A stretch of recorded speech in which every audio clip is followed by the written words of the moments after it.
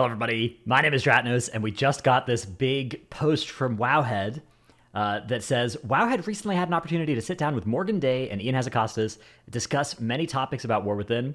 In this segment, they discuss some of the overarching philosophies and changes to M Plus design coming in War Within. So, a few things here. In this segment, makes me think that this might be a multi-part thing, so we may see some more parts from this very interview, in which case, more videos from me. But also, Wowhead has taken this interview and they've kind of broken it up and they've got their commentary next to some of the answer. I'm going to put a link in the description if you want to go and read through that. What I'm going to do in this video is I'm just going to read the full answer and then add my commentary. But if you're interested in seeing some of the Wowhead commentary, then that would be the good place to go, is a link in the description. Yeah, these are the full transcribed answers from these questions edited for clarity. Affixes have continued to be a controversial topic. At this point, it seems the closer we get to an affix that does nothing, the happier people are. Very true. Do you still think that affixes are needed to change week-to-week combat? If so, what changes would you feel like affixes need in order to be more fun for players? So Ian answered, this has been obviously a huge topic in the community in recent weeks. It's been a huge topic within the team in recent weeks. Love to hear it. We're far from done when it comes to the current state of beta, and we're looking to roll out a couple more pretty significant swings in how we approach affixes and the Mythic Plus system. As testing continues in the coming weeks, I don't want to get ahead of spoiling what all those will be, but stay tuned for some forum and blog updates in the next couple of builds. Love that. I'm very glad that they aren't going to stick with just the version that's out now, because I think that more iteration is definitely, I don't want to say needed, but very, very welcome for sure. Part of what we've been talking about is the increasing divergence in the approach that the Mythic Plus audience takes to content. We look at affixes like bolstering and raging, and for the average Mythic Plus player, to the extent that there is such a thing, is the person who's just running M Plus for loot, for filling out their vault row, and just to have fun running dungeons with friends. If you're running a Mythic 8 or whatever, we're seeing consistent participation and success rates week over week. For that audience, affixes continue to serve a valuable purpose in varying that experience week over week, slightly changing the puzzle that the group needs to solve. We've heard feedback from the community that asks, if they're just there to add difficulty, why are they needed? We have health and damage increases to add difficulty. And we agree, the primary purpose of affixes is not to add difficulty, it's to add variety. Yeah, I mean, I think this is a very true section here. I don't have that, good roots with the section of the player base that does like one key a week for filling, or that does one key week 1 key week 3, 1 key week 7, and like that's the end of their M plus participation or whatever. Or even the section of the player base that's doing like +6s for the first few weeks of the season, and then +7s, +8s for the next few weeks of the season, is not really a type of player that creates content like this generally, nor is it a type of player that I get to speak with all that often. But I will say that from my conversations with those types of players, I still don't remember bolstering being a particularly popular affix, even among any of those sorts of players. But when I think of affixes like prideful, I think for me, that's one of the best examples of an affix, which didn't vary week to week or anything, but that was an affix that I think was actively quite fun in the like 10 to 15 key range. And a lot of people in my chat that were running those keys would talk about how great it was. And I think it was, right? Like you spawn a mob that's like quite a bit more challenging than an average pull, but that's fine because you're running a key level where, the most challenging pulls aren't already pushing the limits of what your characters can do. And so that's like a fun challenge when it spawns. And then you get a power boost and you're owning. But then that scaled into really high keys in a really nasty way. And so depending on what sorts of keys you were doing, you had a pretty different experience with Prideful. With Bolstering and Raging, I think that these Bolstering, Raging, Sanguine tend to be affixes that really start to punish you as mobs move up into they're going to kill you with it. Like they're going to one-shot you if they have a Bolstering stack and they cast their ability, or if they have a Raging stack and you can't kick their ability. And so that I think leads to them being really nasty in the higher key range, whereas in the lower key range that doesn't kill you, so it's not as it's not something that you'd have as anywhere near as bad of an experience with, especially now that bolstering falls off eventually, and so you don't have something perma bolstered forever. So I don't know. I don't have much more to add on this section except for this is, I think, a pretty fair sentence or a pretty fair paragraph here. Now, for the people who are playing Mythic Plus at the highest end of the system, people who have long since gotten Keystone Hero and all their teleports and are pushing potentially for the season titles or to improve their personal best, the only thing they're playing for in the system is raising that bar, is raising that personal best. And so at the cutting edge of the limits of any system, when you have variation from week to week, there will be some outcomes that are more favorable than others. For groups that are pushing their limits, if they realize they're able to achieve a new best on a push week, like bursting or whatever, and the next week cycles in, and even though they could complete dungeons, they know they could not beat their absolute best time this week, it makes the whole week feel dead, and it feels dead because of that affix. And who's responsible for that affix? Blizzard, the World of Warcraft team. They very rightly give that feedback that this is frustrating. This is getting in their way of enjoying the experience. We understand that, and we agree. I don't think the right answer is to remove affixes for all players. However, we are discussing some solutions that may allow players who are focused on the competitive optimization and perfection aspect of the dungeon system to have less randomness and variation in their week-over-week experience. This is something we've seen across dungeons and other forms over the past.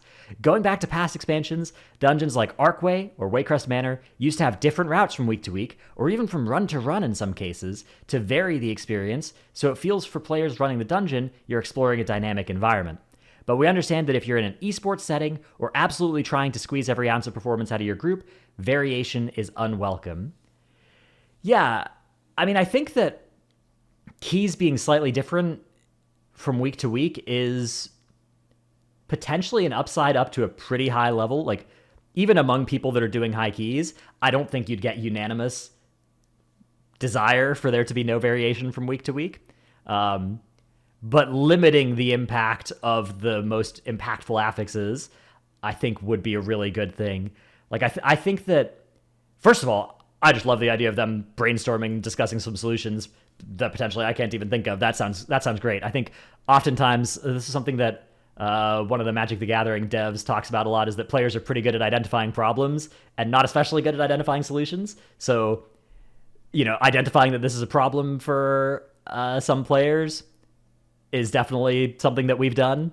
Coming up with the best solution, Blizzard might the fact that they're having these discussions and thinking about stuff to change and iterating over the next coming beta builds, they may well have some cook up their sleeve that would really, really improve this situation, and that would potentially allow them to then maybe even go a little bit crazier with affixes in the lower key settings, where the variation is the goal, right? Because in some ways, if they have to neuter or tone down these affixes so that they don't become even more oppressive and annoying for, people running plus 10s, then they can make them more fun for people running plus 5s and, make it even more varied from week to week, if that is indeed something that that section of the player base does want, which, again, not a section of the player base that I actually have I try my best, but it's very hard to get a good kind of finger on the pulse of that part of the player base, just due to how little they tend to engage with the high-end content type situation.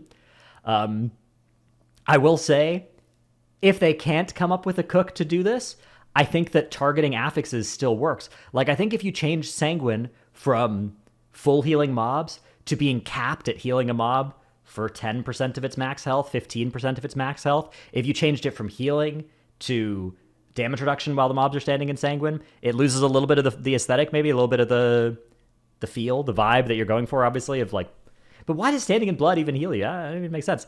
Standing in Blood could easily give you a DR and be similarly flavorful. And I think if you did something like that, then you could keep the affix being about kiting, you could keep it rewarding the same play pattern, but you could stop it from punishing the wrong play pattern by quite as much as it does, because sometimes playing around Sanguine wrong is just unavoidable if the way that some mobs work, right? Like some mobs that are unCCable and stuff, or that decide it's time to start chain casting. So I think that going affix by affix could also work for this.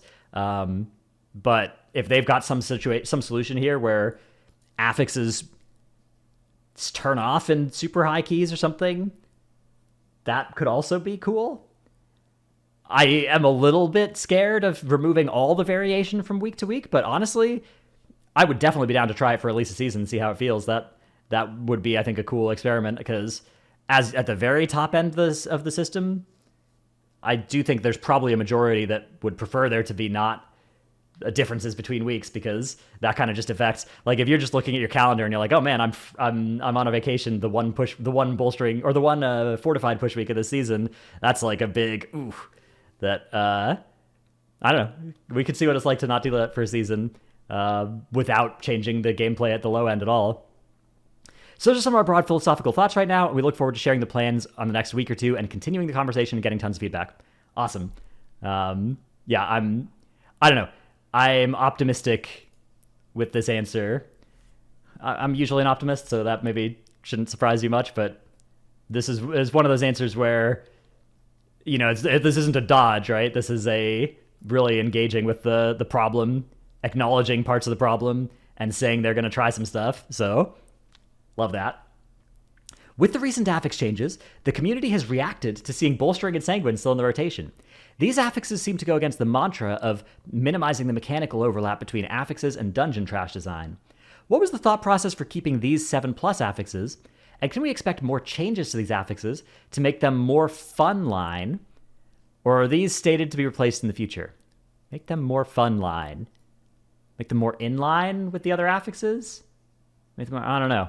Fun line. Anyways, Morgan Day here replied, the changes we're discussing certainly right now are pretty big swings. We're looking at this from the point of Mythic Plus is really trying to serve multiple audiences, and trying to come up with a one-size-fits-all solution to that has caused some problems in finding the correct solution. We're taking a step back here. What are affixes? What are they achieving week over week for the audience that is less looking to push rating and be extremely competitive? And what is this excitement when you have this new affix introduced week over week?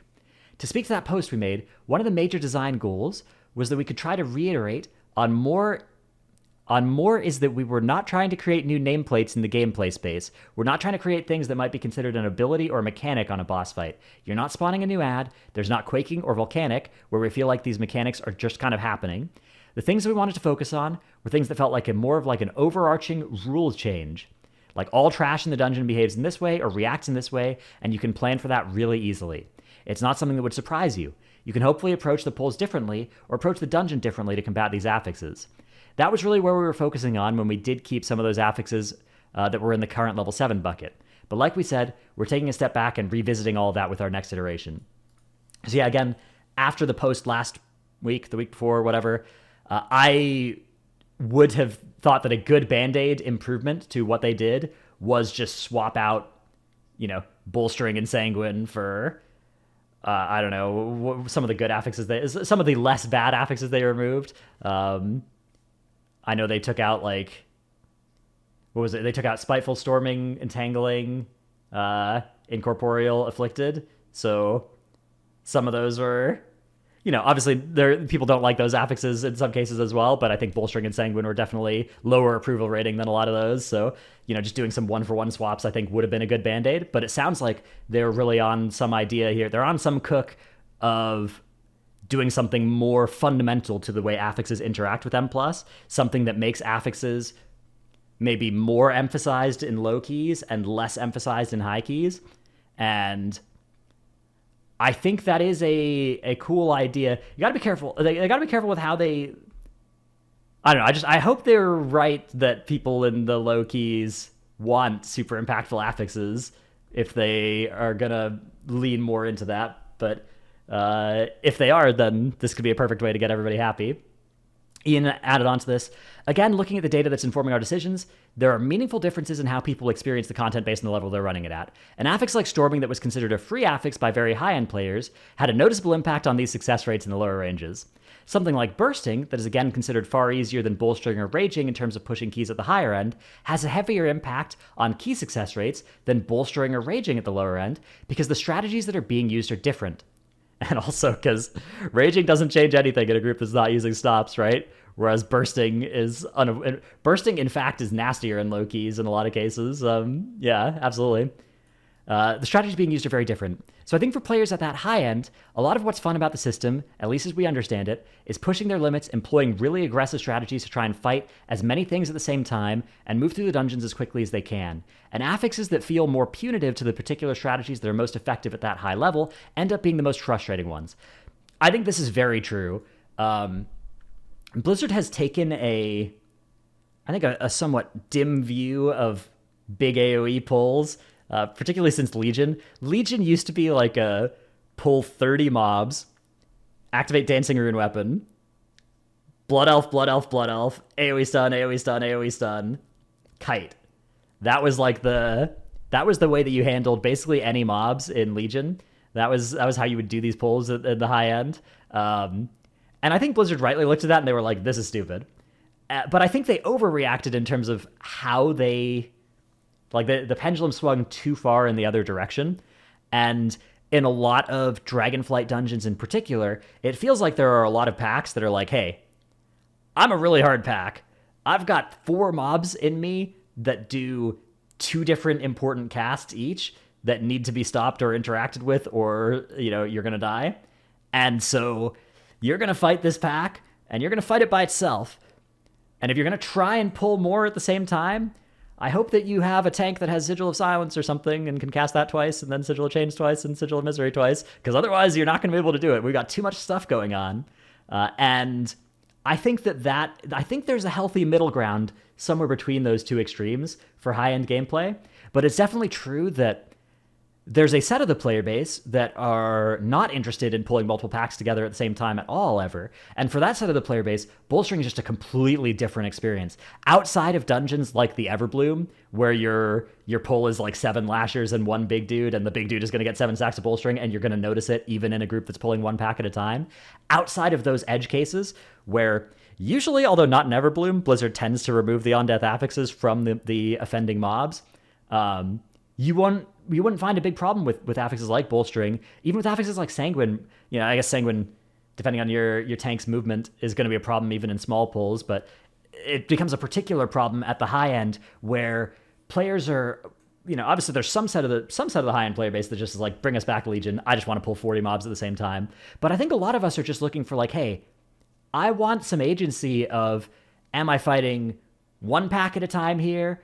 Can we fight 2 packs and like use some good stops and stuff, use some good kicks, and fight 2 packs that we kind of carefully calculate, okay, these 2 don't overload our resources too much, and so we can actually fight them at the same time? Can we fight 3 packs and pop cooldowns? And like that strategic side of Mythic Plus is really fun.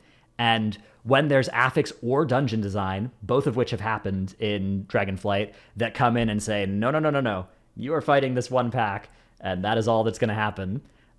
We tend to chafe against that, so I think that this is a very accurate diagnosis of the situation, and I think that it doesn't need to go back to like Legion levels of ignore every mob, AoE pull everything. And I guess the final sentence here that I didn't read, but players who are playing at a different level, at a different meta, using different approaches to the dungeons, are having a totally different experience. So that's a lot of what we're trying to navigate as we think through how to evolve Mythic Plus going forward.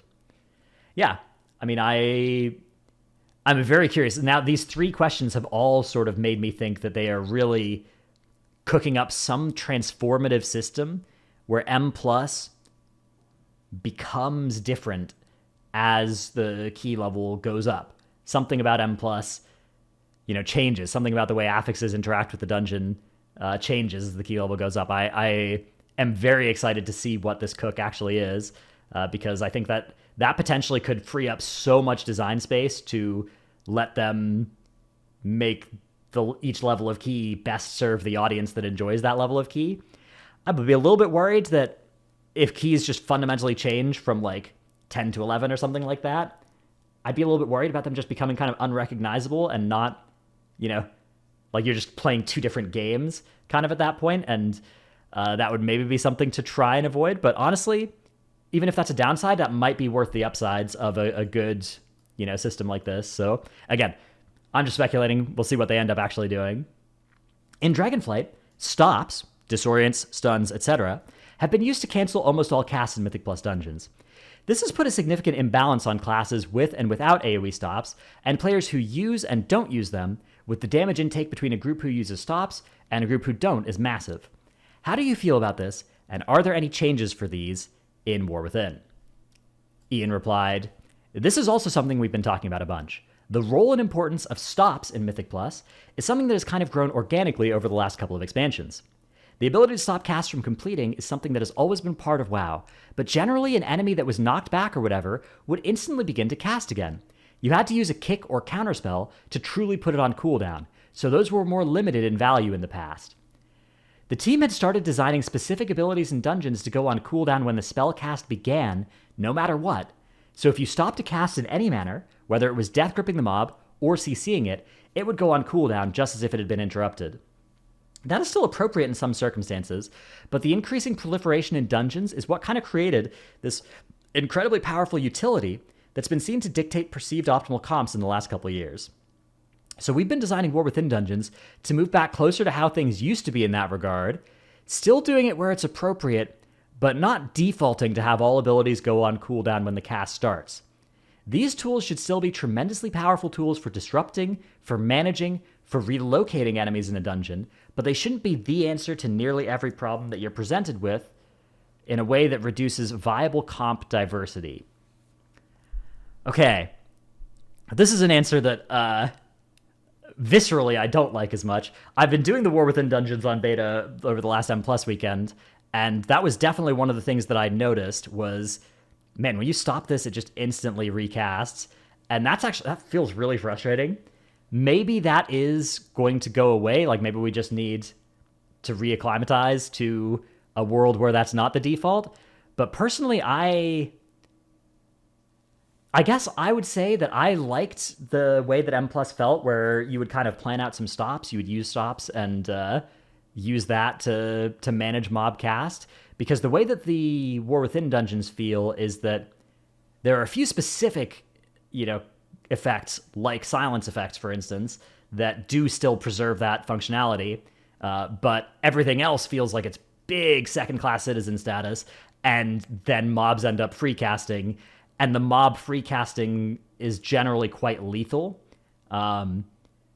So I guess my hope for this is they take a look at that testing weekend, and they look at some of the cases where groups wiped despite trying really hard to interact with these packs, and they make it so that either the packs are more interactive, maybe change a couple of the stops in some of those packs back over to going on cooldown when you stop the mob, or they reduce the danger of a cast going off. Like if a mob is just going to free cast an uninterruptible cast that will recast on stun, maybe that would be a good rule for this, is like if the cast is uninterruptible, then put it on CD when it gets stunned. If it's interruptible, then it has to be interrupted to go on CD. Like maybe that would be a fair way to land on this.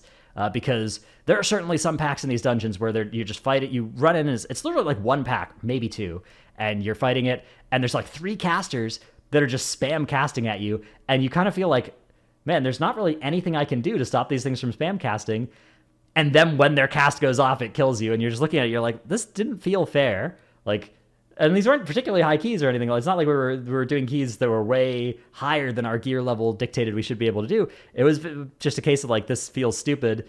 And in a lot of ways, it made it feel like the difference between a group that had, say, 5 AoE stops and a group that had 2 was bigger rather than smaller than it was in, say, Dragonflight, because now you needed all 5 of those stops to actually keep the mob CC'd all the way through until their death, because one stop would go less far. So I think that the philosophy here is interesting and potentially fair, but I do think that the current implementation of the War Within dungeons, this was a pain point for me during the most recent beta weekend, so I hope there's some more iteration coming on this. I also realize now that there's an X button up here. Okay, I can hide it. I was wondering if I could just delete them delete quotes out of the article. That's interesting. I wonder why they have this button. Anyways, Morgan Day also answered with this. It also just creates a disparity between how the game works and how Mythic Plus and Dungeons worked in some cases. Spells only have a cooldown when they're kicked or when they complete their cast. That's my expectation as a player. That's how my character works. As Ian mentioned, taking a step back and essentially reevaluating, not treating that as a different experience from how the rest of the game works, also provided an opportunity for us to look at this and evaluate other things. we don't want to just make this change in a vacuum. We wanted to look at, all right, these spells that are considered must stop, what's their cast time? What's their recast time? Let's make these changes and look at how dangerous these spells are with more intentionality. Because it's very easy to just have them recasting or have quick cast times when there's interrupts that are being thrown around more commonly. Great, so as long as this is a work in progress that we are very early in the stages of in the War Within dungeons, rather than a like, yeah, we did this pass, we're 90% happy with it, here are the War Within dungeons, then I'm very happy with this. But I feel like the War Within dungeons did not feel like the must-stop casts were fair. Like, they felt like they cast, not necessarily that they cast too quickly, but just the fact that they were so dangerous when they went off, that you kind of just you ran out of ways to stop them from going off. Even if they had a long enough cast time, you could see your death coming, you just couldn't do anything about it. That was my experience testing the dungeons last weekend. So yeah, hopefully this is very much like a much more iteration to come on this front. In which case, I think I love the idea of them looking at spells with more intentionality. I think it is definitely true that if you go into a Dragonflight dungeon, there's like a bunch of spells that are like, oh, if this spell goes off, you're dead. If this spell goes off, nothing happens. And they kind of can be like that because you can just stop whichever ones you want. And I think if they instead look through these things and they're like, okay, we have sort of a dangerousness budget. We can make some mobs have some spells that are really important to stop, and maybe make it so that when the mobs are casting that, they're glowing green. That's tech that they actually have used in the War Within dungeons that I think is really good, right? There's like these spiders in Arakara, City of Echoes, and you can see when they're about to kill your group because they're sitting there, there's green glow around them, and they're casting Giga Poison Death Volley, right? And you look at that and you're like, okay, I gotta stop that, right? This is not something I should allow to go off.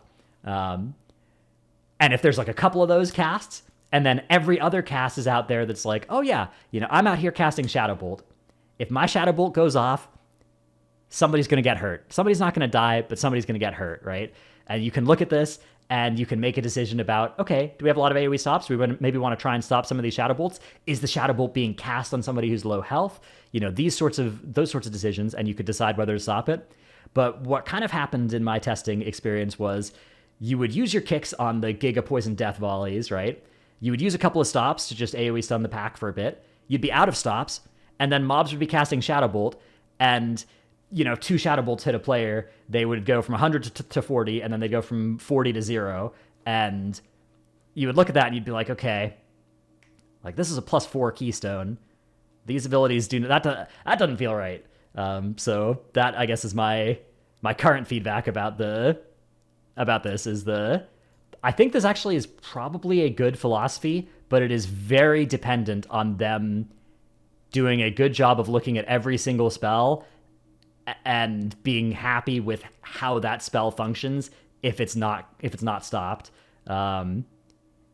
And yeah, I guess if they don't do that, I would be much happier with it continuing to function like it used to. But if they do that, I could see it being better than that. All right, those are my takes on this. These just 3 interview questions. If this interview has like 20 questions and we're gonna get a bunch of articles like this over the rest of the week, that is going to be. I'm gonna be eating good on yapping videos. I love yapping. Hope you've enjoyed this video. Let me know what you think in the comments below about all these things. Thanks for watching, and I'll see you in the next one. Bye.